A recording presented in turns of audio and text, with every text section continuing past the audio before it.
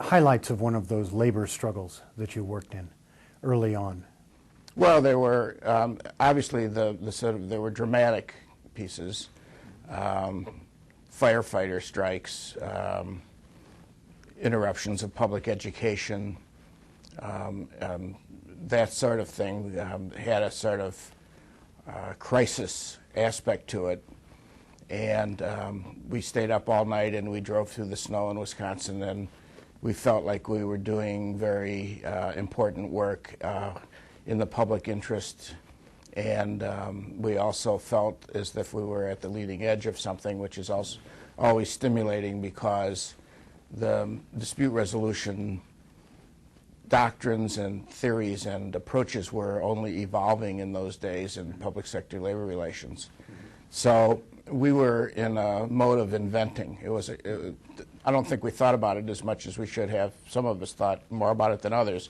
But it was a creative period because we were trying to address the need that was felt for collective bargaining in the public sector and the stricture that was placed on it, which is that strikes were not legal. And there's a bit of an oxy-moron in all of that because in American collective bargaining, the notion of a strike is very integral to dispute resolution. So this solving impasses without even a threat of a strike or a threat of a legal strike was a conundrum. And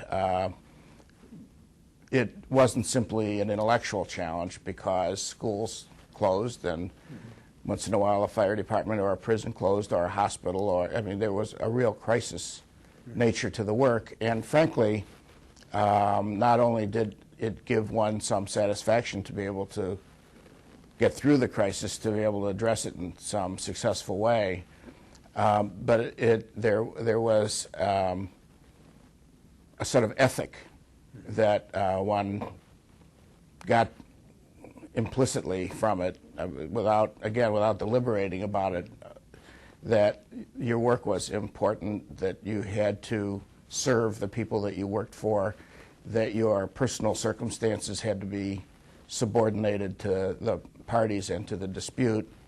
And all of that affected me, and in a way that I resonated to, made me feel good about myself, as well as giving me an opportunity, I think, to do the right thing, as they say.